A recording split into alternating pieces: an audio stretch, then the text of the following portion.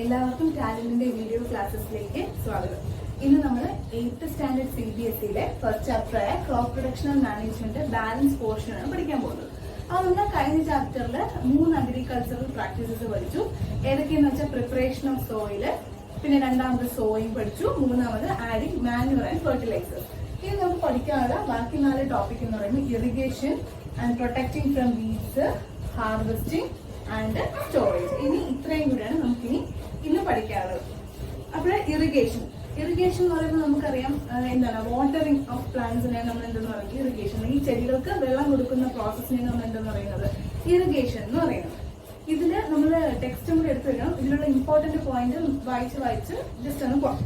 All living beings need water to live. നമുക്കറിയാം എല്ലാ ജീവനുള്ള വസ്തുക്കൾക്കും സർവൈവ് ചെയ്യണമെങ്കിൽ, ഈ ജീവിക്കണമെങ്കിൽ എന്ത് അത്യാവശ്യമാണ്? വാട്ടർ വളരെ വളരെ അത്യാവശ്യമായിട്ടൊരു കാര്യമാണ്. Water is important four proper growth and development of flowers, fruits and seeds of plants. അപ്പോൾ നമ്മുടെ ഒരു ചെടി നല്ല ഹെൽത്തി ആയിട്ട് വളരണമെങ്കിൽ അവിടെ എന്തിന്റെ പ്രസൻസ് വേണം? വാട്ടറിന്റെ പ്രസൻസ് വേണം. നമ്മുടെ ചെടി നല്ല ഫ്ലവേഴ്സും ഫ്രൂട്ട്സും ഒക്കെ പ്രൊഡ്യൂസ് ചെയ്യണമെങ്കിൽ അവിടെ എന്തിന്റെ പ്രസൻസ് വേണം? നമ്മുടെ വാട്ടറിന്റെ പ്രസൻസ് വേണം. Water is essential because germination of seeds does not take place under dry conditions. പിന്നെ നമ്മുടെ സീഡ്സ് ജെർമിനേറ്റ് ചെയ്യാനും മോയ്സ്ചർ അല്ലെങ്കിൽ വാട്ടറിന്റെ പ്രസൻസ് വളരെയധികം ഇമ്പോർട്ടന്റ് ആണ്. കാരണം അല്ലാതെ ഡ്രൈ കണ്ടീഷൻസിൽ നമ്മുടെ വിത്ത് എന്ത് ചെയ്യില്ല, മുളച്ചു വരില്ല. വെള്ളത്തിന്റെ പ്രസൻസ് ഉണ്ടെങ്കിൽ മാത്രമേ നമ്മുടെ വിത്ത് എന്ത് ചെയ്യുള്ളൂ, മുളയ്ക്കത്തുള്ളൂ.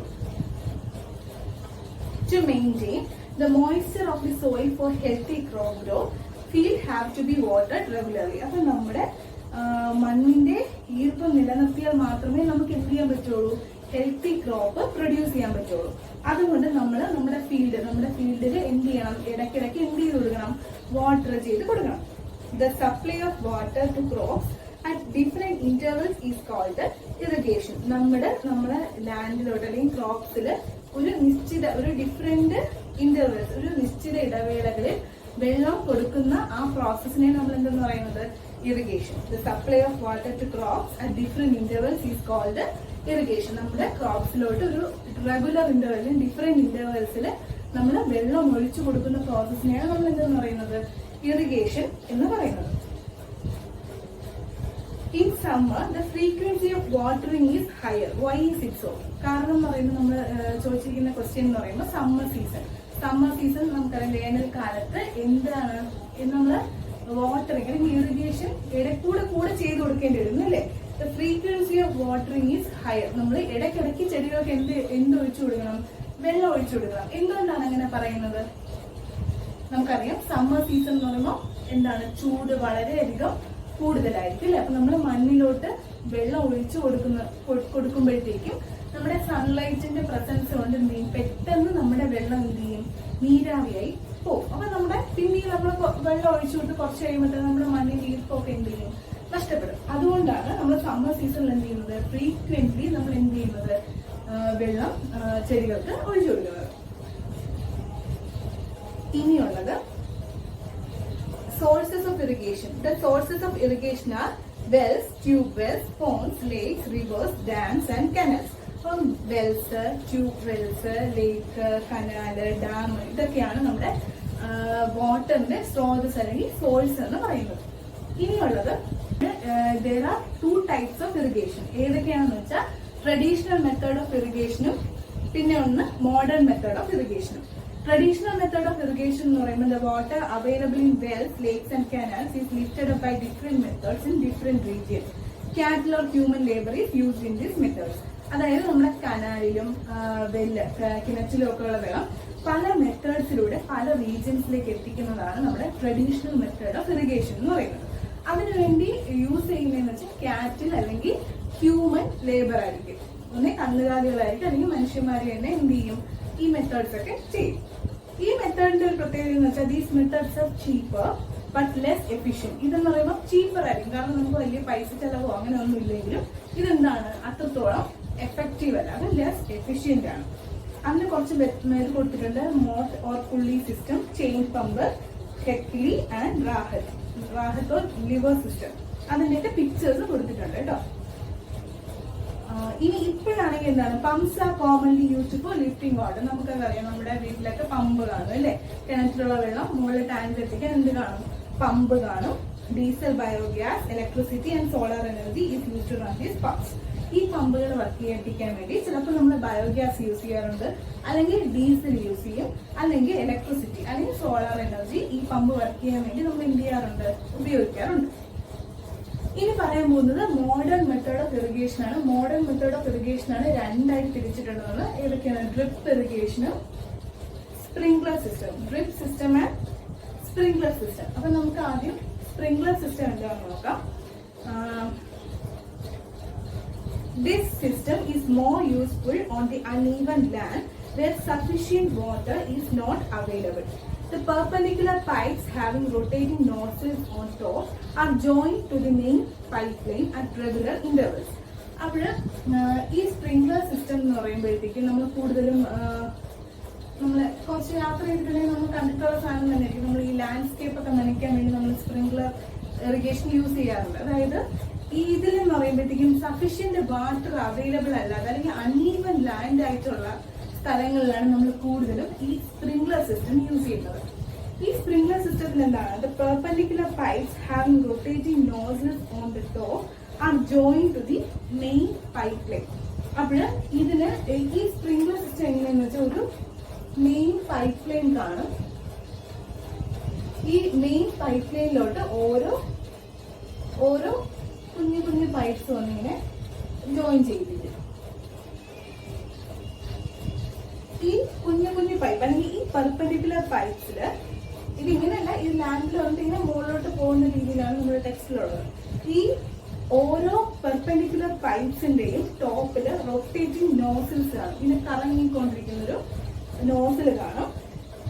When water is allowed to flow through the main pipe under pressure with the help of a pump, it escapes from the rotating nozzle. It gets sprinkled on the crop as if it is raining. അപ്പോൾ നമ്മൾ ഈ main pipe, ഇതാണ് നമ്മുടെ main pipe and these are perpendicular pipes having rotating nozzles. നമ്മൾ പറഞ്ഞൊരു main pipe line കാണും. ഇനി ഇതുമായിട്ട് ജോയിൻ ചെയ്ത് കുഞ്ഞു കുഞ്ഞു പെർപെൻഡിക്കുലർ പൈപ്സ് കാണും. ഇതിന്റെ അറ്റത്ത് എന്ത് കാണും, റൊട്ടേറ്റിംഗ് നോസിൽസ് കാണും. അപ്പോൾ ഈ മെയിൻ പൈപ്പ് ലൈനിലൂടെ നമ്മുടെ വെള്ളം പ്രഷറിൽ, ഒരു പമ്പിന്റെ സഹായത്തോടെ വെള്ളം നല്ല പ്രഷറിൽ കടത്തി വിടുമ്പോഴത്തേക്കും ഈ വെള്ളം എന്ത് ചെയ്യും, ഈ കുഞ്ഞു കുഞ്ഞു പെർപെൻഡിക്കുലർ പൈപ്സിലൂടെ പോയി ആ റൊട്ടേറ്റിംഗ് നോസിലിന്റെ അടുത്ത് എത്തും. അപ്പൊ ഈ നോസിൽ ഇങ്ങനെ കറങ്ങിക്കൊണ്ടിരിക്കുകയാണ്. അപ്പോൾ ഈ കറങ്ങിക്കൊണ്ടിരിക്കുന്ന ആ നോസിലിന്റെ അടുത്തോട്ട് വെള്ളം പോകുന്ന എന്ത് ചെയ്യും, ഇതിങ്ങനെ സ്പ്രിങ്കിൾ ചെയ്യും. നമ്മൾ ഉപ്പൊക്കെ നമ്മളിങ്ങനെ സ്പ്രിങ്കിൾ ചെയ്യുക എന്ന് പറയും, ഉപ്പ് ഇങ്ങനെ വിതർത്തില്ലേ, അതുപോലെ ഈ റൊട്ടേറ്റിംഗ് നോസിലിന്റെ അടുത്ത് ഈ വെള്ളം എന്ത് ചെയ്യുന്നത്, മഴ പെയ്യുന്നത് പോലെ ഇങ്ങനെ സ്പ്രിങ്കിൾ ചെയ്യും ക്രോപ്സിന്റെ മുകളില്. അതുകൊണ്ടാണ് നമ്മൾ എന്തെന്ന് പറയുന്നത്, ഈ സിസ്റ്റത്തിനെ സ്പ്രിംഗ്ലർ സിസ്റ്റം എന്ന് പറയുന്നത്.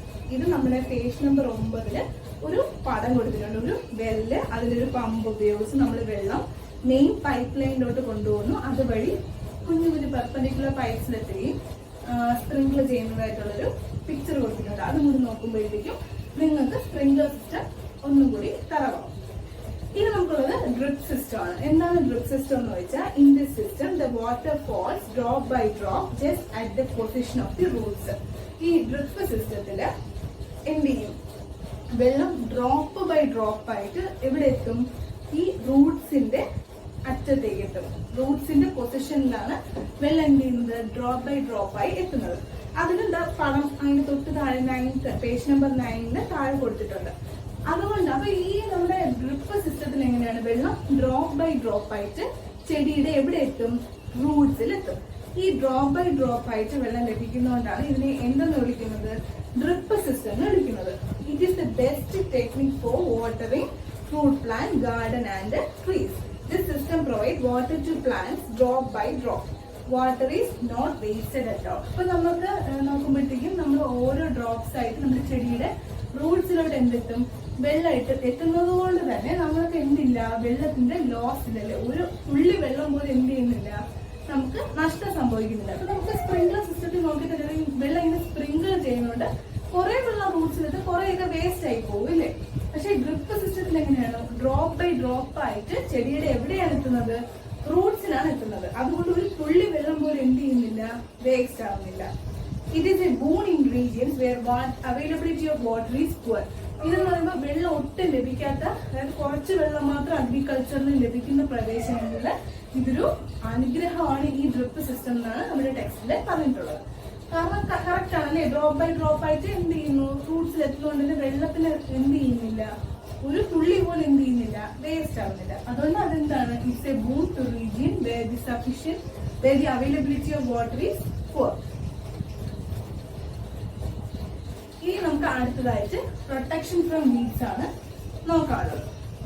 Protecting from weeds. അപ്പൊ നമ്മൾ പറഞ്ഞു വീഡ്സ് എന്താണ് വീഡ്സ് എന്ന് വെച്ചാൽ നമ്മൾ പറഞ്ഞു ദ അൺഡിസൈറബിൾ പ്ലാന്റ്സ് അല്ലെ. നമുക്ക് നമ്മുടെ ക്രോപ്സിന്റെ കൂടെ വളർന്നു വരുന്ന അൺഡിസൈറബിൾ, അല്ലെങ്കിൽ നമുക്ക് ആവശ്യമില്ലാത്ത പ്ലാന്റ്സിനെ നമ്മൾ എന്തെന്ന് പറയുന്നത് വീഡ്സ് എന്ന് പറയുന്നത്. In field, many other undesirable plants may grow naturally along with the crop. നമുക്കറിയാം നമ്മുടെ ക്രോപ്പിന്റെ കൂടെ ആവശ്യമില്ലാത്ത കുറെ അൺഡിസൈറബിൾ പ്ലാന്റ്സ് എന്ത് ചെയ്യും, വളർന്നു വരും. ഈ അൺഡിസൈറബിൾ പ്ലാന്റ്സിനെ നമ്മൾ എന്തെന്ന് പറയുന്നത് വീഡ്സ് എന്ന് പറയുന്നത്. Weeds. The removal of weeds is called weeding. അപ്പൊ നമ്മൾ ഈ വീഡ്സിനെ റിമൂവ് ചെയ്യുന്ന പ്രോസസ്സിനെയാണ് നമ്മൾ പറയുന്നത് വീഡിങ്. ഈ വീടുകളെ നമ്മൾ എന്ത് ചെയ്യും, എടുത്ത് കളയുന്ന, നമ്മൾ റിമൂവ് ചെയ്ത് കളയുന്ന പ്രോസസ്സിന് നമ്മൾ പറയും weeding എന്ന് പറയും. Weeding is necessary since weeds compete with the crop plant for water, nutrients, space and sunlight.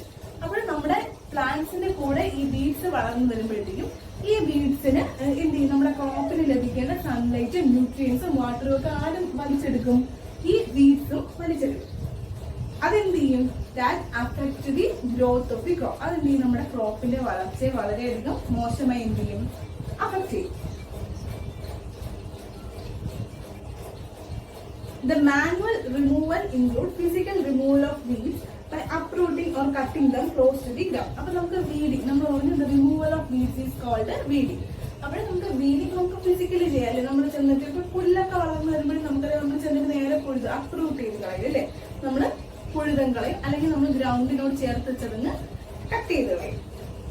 പിന്നെ ഉള്ളതെന്ന് വെച്ചാൽ എന്താണ്, weeds are controlled by using certain chemicals called weedicides. അപ്പോൾ നമ്മൾ ഒന്ന് പറഞ്ഞ് നമുക്ക് വീഡ്സ് ഫിസിക്കലി നമുക്ക് അപ്രൂട്ട് ചെയ്തൊക്കെ റിമൂവ് ചെയ്ത് കളയാം, അല്ലെങ്കിൽ നമുക്ക് എന്ത് യൂസ് ചെയ്യാം, വീഡിസൈഡ്സ് യൂസ് ചെയ്യാം. വീഡിസൈഡ്സ് എന്താണെന്ന് വെച്ചാൽ അത് സർട്ടൻ കെമിക്കൽസ് ആണ്, ചില കെമിക്കൽസ് ആണ് നമ്മുടെ ഈ വീഡിസൈഡ്സ് എന്ന് പറയുന്നത്. ഈ വീഡിസൈഡ് എന്ന് പറയുമ്പോൾ കെമിക്കൽ സബ്സ്റ്റൻസ് ആണ്, അത് എന്തിന്റെ ഗ്രോത്തിനെ കൺട്രോൾ ചെയ്യും, വീഡ്സിന്റെ ഗ്രോത്തിനെ കൺട്രോൾ ചെയ്യും. അങ്ങനെ ഒരു വീഡിസൈഡ് ആണ് നമ്മുടെ 2,4-D. ഇത് മറന്നു പോകരുത്. അപ്പൊ നമ്മളൊരു വീഡിസൈഡിന്റെ പേര്, ഒരു എക്സാമ്പിൾ ആണ് എഴുതിയിരുന്നത് 2,4-D. മറന്നു പോകരുത്. ഇതെന്ത് ചെയ്യും, these are spread in field to kill the weeds.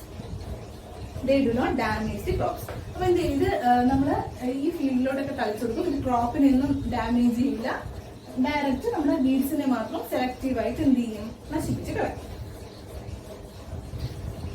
ഇനി നമുക്കപ്പോ നമ്മുടെ ഇറിഗേഷൻ കഴിഞ്ഞു, വീഡ്സിൽ നിന്ന് നമ്മൾ പ്രൊട്ടക്ട് ചെയ്തു. ഇനി നമുക്ക് എല്ലാവർക്കും സന്തോഷമുള്ള ഒരു കാര്യമാണ് ഹാർവെസ്റ്റിംഗ്. നമ്മൾ എന്ത് ചെയ്യും, വിളവെടുക്കുക. Harvesting of a crop is an important task. അപ്പൊ ഹാർവെസ്റ്റിംഗ് എന്ന് പറയുമ്പോൾ വളരെ പ്രധാനപ്പെട്ട ഒരു കാര്യം തന്നെയാണ് എന്തെന്ന് പറയുന്നത്, ഹാർവെസ്റ്റിംഗ് എന്ന് പറയുന്നത്. The cutting of crop after it is mature is called harvesting. അപ്പോൾ നമ്മൾ ഇത്രയും കഷ്ടപ്പാടൊക്കെ സഹിച്ചാണ് നമ്മൾ ഹാർവെസ്റ്റിംഗിൽ എത്തിയത് അല്ലെ. അപ്പൊ നമുക്ക് സന്തോഷമാണ്, നമ്മുടെ ക്രോപ്പ് മെച്യൂർ ആയതിനു ശേഷം നമ്മൾ കട്ട് ചെയ്തെടുക്കുക, അല്ലെങ്കിൽ നമ്മൾ വിളവെടുക്കുന്നതിനാണ് നമ്മൾ എന്തെന്ന് പറയുന്നത്, ഹാർവെസ്റ്റിംഗ് എന്ന് പറയുന്നത്. In the harvested crop, the grains need to be separated from the chaff. This process is called threshing. This is carried out with the help of a machine called combine and is in fact a combined harvester and thresher. ഇനി നമുക്കൊരു process പഠിക്കാൻ, അതാണ് threshing എന്ന് പറയുന്നത്. Threshing എന്താണെന്ന് വെച്ചാൽ, നമ്മൾ harvest ചെയ്ത ക്രോപ്പില് നമ്മളിപ്പോ നെൽച്ചെടി നമ്മൾ ആലോചിച്ച് കഴിഞ്ഞാൽ നമ്മൾ എന്ത് ചെയ്യും, കതിരാണ് ഇങ്ങനെ വെട്ടി വെട്ടി എടുക്കുന്നത് അല്ലേ. അപ്പൊ ഗ്രെയിൻ സീഡ്സ്, അപ്പൊ നമുക്ക് നെല്ല് എന്ത് ചെയ്യണം, needs to be separated from the chaff. Chaff എന്ന് പറയുമ്പോഴത്തേക്കും അല്ലാതെ അല്ലാണ്ട് ഗ്രെയിൻസ് അല്ലാണ്ട് ഇതിന്റെ കൂടെ നമ്മൾ നെല്ലിന്റെ കാര്യം എടുക്കണമെങ്കിൽ നമ്മൾ വയ്ക്കൂലേ, അതിനെയൊക്കെ നമ്മൾ എന്തെന്ന് പറയുന്നത് ചാഫ് എന്ന് പറയുന്നത്, CHAF, ചാഫ്. അവിടെ നമ്മൾ ഈ ചാഫിൽ നിന്നും നമ്മൾ എന്ത് ചെയ്യണം, നമ്മുടെ ഗ്രെയിൻസ് സെപ്പറേറ്റ് ചെയ്തെടുക്കണം. അപ്പൊ നമ്മള് നെല്ല് നമ്മളെ കതിര് എടുത്തിട്ടായാലും നമുക്ക് അറിയാം അല്ലേ, നമ്മള് എന്ത് ചെയ്യും, നമ്മുടെ നെല്ല് മാത്രം സെപ്പറേറ്റ് ചെയ്തെടുക്കും. എന്തിൽ നിന്ന്? ചാഫ് എന്ന് പറയുന്നത് നമ്മുടെ വൈക്കോല്, അങ്ങനെയാണ് ചാഫ് എന്ന് പറയുന്നത്. ആ പ്രോസസ് ആണ് നമ്മുടെ ഗ്രെയിൻസ് ചാഫിൽ നിന്ന് സെപ്പറേറ്റ് ചെയ്തെടുക്കുന്ന പ്രോസസ്സിനാണ് നമ്മൾ എന്തെന്ന് പറയുന്നത്, ത്രഷിങ് എന്ന് പറയുന്നത്. ഈ ത്രഷിങ് എന്ന് പറയുമ്പോൾ ഒരു മെഷീൻ ഉണ്ട്, ആ മെഷീന്റെ പേരാണ് എന്താണ്, കമ്പൈൻ. അവിടെ ഒരു മെഷീന്റെ കൊടുത്തിട്ടുണ്ട്, ആ മെഷീന്റെ പേരാണ് കമ്പൈൻ. ആ കമ്പൈൻ എന്നുള്ള മെഷീൻ വെച്ചിട്ടാണ് നമ്മൾ എന്ത് ചെയ്യുന്നത്, ത്രഷിങ്. ഇപ്പോഴും മെഷീൻസ് ആണല്ലോ നമ്മൾ കൂടുതൽ യൂസ് ചെയ്യുന്നത്. പണ്ടൊക്കെ മെഷീൻസ് ഒന്നുമില്ല, നമ്മൾ ഹ്യൂമൻ ലേബർ തന്നെയാണ് എന്തൊക്കെ ചെയ്യും, ത്രഷിങ് ഒക്കെ നടത്തുന്നത്. പക്ഷെ ഇപ്പോഴും നമ്മൾ എപ്പോഴും പറയുന്നത് സയൻസ് പുരോഗമിച്ചു, മെഷീൻസ് വന്നു, ത്രഷിങ് ചെയ്യുന്ന മെഷീൻ കമ്പൈൻ വന്നു. അപ്പൊ നമുക്കത് ഹ്യൂമൻ ലേബർ ഒന്നും വേണ്ട, നമ്മുടെ കമ്പൈൻ ത്രഷിങ് ചെയ്തു. ഇനി നമുക്ക് ഉള്ള ലാസ്റ്റ് പരിപാടി എന്ന് പറയുമ്പോൾ നമ്മുടെ സ്റ്റോറേജ് നമ്മൾ സൂക്ഷിച്ച് വെക്കുക. Storage of produce is an important task. If the crop grains are to be kept for longer time, they should be saved from moisture, insect, rats and microorganisms. അപ്പോൾ നമ്മൾ സ്റ്റോറേജ് എന്ന് പറയുന്നത് നമ്മളങ്ങനെ തള്ളിക്കളയേണ്ട ഒരു കാര്യമില്ല. കാരണം നമ്മൾ ഇത്രയും കഷ്ടപ്പാട് സഹിച്ചാണ് അവസാനം ഹാർവെസ്റ്റ് ചെയ്തത്. പിന്നെ നമ്മൾ അവസാനം കൊണ്ടിട്ട് കല ഉടയ്ക്കാൻ പാടില്ല. അപ്പൊ നമ്മൾ സ്റ്റോറേജ് എന്ന് പറയുന്നത് ഇമ്പോർട്ടന്റ് ആണ്. അതുപോലെ നമ്മൾ സേഫ് ആയിട്ട് കൂടി ചെയ്യേണ്ട കാര്യമാണ്. എന്താണ്, നമ്മുടെ ക്രോപ്പ് ഗ്രെയിൻസ് എന്ത് ചെയ്യണം, നമുക്ക് കുറച്ച് നമ്മളൊരു നെൽപ്പാടം ഇമാജിൻ ചെയ്ത് കഴിഞ്ഞാൽ നമ്മൾ നെല്ലൊക്കെ എടുത്തിട്ട് നമ്മൾ ഒറ്റ ദിവസം കൊണ്ട് ഫുള്ളും ചോറ് വെച്ച് കഴിച്ച് അങ്ങനെയല്ലല്ലോ നമ്മുടെ ശീലം. നമ്മൾ എന്ത് ചെയ്യും, ഈ അരി കുറെ നാളത്തേക്കാണ് നമ്മൾ എന്ത് ചെയ്യുന്നത്, സ്റ്റോർ ചെയ്യുന്നത് അല്ലേ. അപ്പൊ നമ്മൾ ഇത്രയും ലോങ് ടൈമിൽ നമ്മൾ സ്റ്റോർ ചെയ്യുന്നത് കൊണ്ട് തന്നെ നമ്മൾ എന്ത് ചെയ്യണം, ഇറ്റ് ഷുഡ് ബി സേഫ്. അതെന്തായിരിക്കണം, സേഫ് ആയിരിക്കണം from insects and other organisms. അതായത് നമ്മുടെ റാറ്റ്, നമ്മുടെ എലിയൊക്കെ വന്നിട്ട് പ്രശ്നക്കാരൻ ആണ്. എലി നമ്മുടെ അരിയൊക്കെ അടിച്ച് മാറ്റിക്കൊണ്ട് പോകാൻ ചാൻസ് ഉള്ളതുകൊണ്ട് തന്നെ ഈ റാറ്റ്സിൽ നിന്നും ഇൻസെക്റ്റിൽ നിന്നും മൈക്രോ ഓർഗാനിസത്തിൽ നിന്നും ഒക്കെ നമ്മുടെ ഗ്രെയിൻസ് എന്തായിരിക്കണം, സേഫ് ആയിരിക്കണം അല്ലെ. The fresh crop has more moisture. അപ്പോൾ നമ്മളിപ്പോ ന്യൂലി ഹാർവെസ്റ്റ് ചെയ്തെടുക്കുന്ന ക്രോപ്പില് മോയ്സ്ചർ കണ്ടന്റ് കൂടുതലായിരിക്കും. അപ്പൊ ഈർപ്പത്തിന്റെ അംശം കൂടുതലാണെങ്കിൽ അത് ഡാമേജ് ആവാനുള്ള ചാൻസ് എന്താണ്, കൂടുതലാണ്.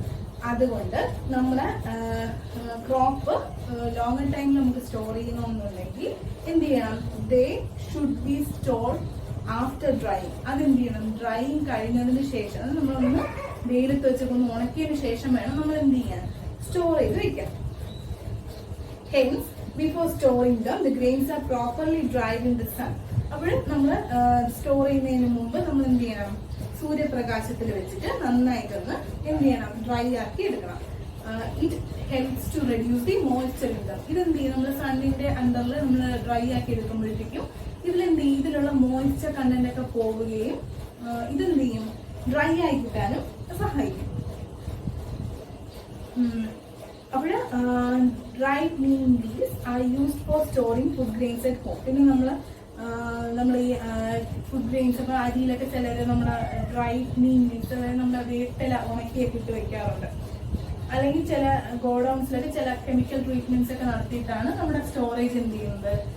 കാരണം നമുക്ക് ലോങ് ടൈമിൽ സൂക്ഷിക്കണമെന്നുള്ളതുകൊണ്ട് തന്നെ നമ്മൾ എന്ത് ചെയ്യണം, ഈ ഇൻസെക്റ്റിനെയും we should be beware of these insects and the micro organisms. അപ്പൊ നമുക്കിത് പ്രൊട്ടക്ട് ചെയ്യണം എന്നുള്ളതുകൊണ്ട് തന്നെ സ്റ്റോറേജ് വളരെ ഇമ്പോർട്ടന്റ് ആയിട്ടൊരു ടാസ്ക്. കാരണം എല്ലാം ചെയ്ത അവസാനം നമുക്ക് കിട്ടിയ റിസൾട്ട് ആണ് അല്ലേ. അപ്പൊ അത് നമ്മള് അത്രയും കരുതൽ വേണം. അതുകൊണ്ടാണ് നമ്മൾ ഇത് ഡ്രൈ ചെയ്ത് അതിന്റെ മോയ്സ്ചേഴ്സ് ഒക്കെ മാറ്റി ഇങ്ങനെയൊക്കെ അത്രയും കെയർ കൊടുത്ത് സ്റ്റോർ ചെയ്യുന്നത്.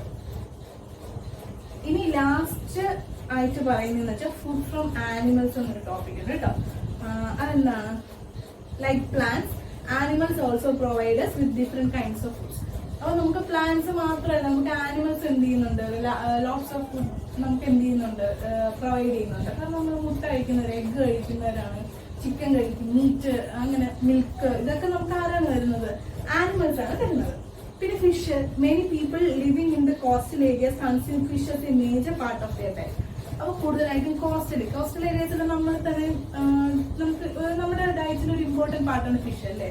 അപ്പോൾ ഫിഷ് നമ്മുടെ കോസ്റ്റൽ, കൂടുതൽ കടൽ തീരത്തുള്ളവർക്ക് എന്താണ് ഈ ഫിഷ് എന്താണ് അവരുടെ ഡയറ്റിൽ എന്തായാലും ഉൾപ്പെടുന്ന സാധനമാണ് എന്തെന്ന് പറയുന്നത്, ഈ ഫിഷ് എന്ന് പറയുന്നത്. In the previous classes, you have learned about the food that we obtain from plants.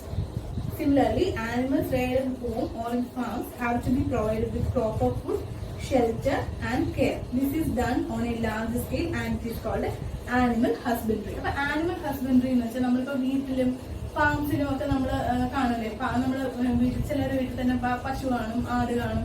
അപ്പൊ ഇവർക്ക് നമ്മൾ ഈ പ്ലാന്റ്സിന് കൊടുക്കുന്നവർക്ക് പ്രോപ്പർ ആയിട്ടുള്ള കെയറും ട്രീറ്റ്മെന്റും ഒക്കെ കൊടുക്കണം. കാരണം പ്രോപ്പർ ഫുഡ് കൊടുക്കണം, നമ്മൾ അവർക്ക് ഷെൽട്ടർ കൊടുക്കണം, കെയർ കൊടുക്കണം, പിന്നെ ലാർജ് സ്കെയിൽ. അപ്പൊ ഈ ഇങ്ങനെയുള്ള നമ്മളിപ്പോ വീട്ടിൽ വളർത്തുകയാണെങ്കിൽ അല്ലെങ്കിൽ ഫാംസിലൊക്കെ വളർത്തുകയാണെങ്കിൽ നമ്മൾ ഈ കെയറും പ്രൊട്ടക്ഷനും ഫുഡും ഷെൽട്ടറും ഒക്കെ നമ്മൾ എന്ത് ചെയ്യണം, നമ്മുടെ ആനിമൽസിന് കൊടുക്കണം. അപ്പോൾ നമ്മുടെ ഈ ആനിമൽസ് അല്ലെങ്കിൽ നമ്മുടെ ഈ മിൽക്കിനും മീറ്റിനും അങ്ങനെയൊക്കെ ആവശ്യത്തിന് വേണ്ടി നമ്മൾ ഈ ആനിമൽസിനെ ലാർജ് സ്കെയിലിൽ വളർത്തുന്നതിനെയാണ് നമ്മൾ എന്തെന്ന് പറയുന്നത്, ആനിമൽ ഹസ്ബൻഡറി എന്ന് പറയുന്നത്.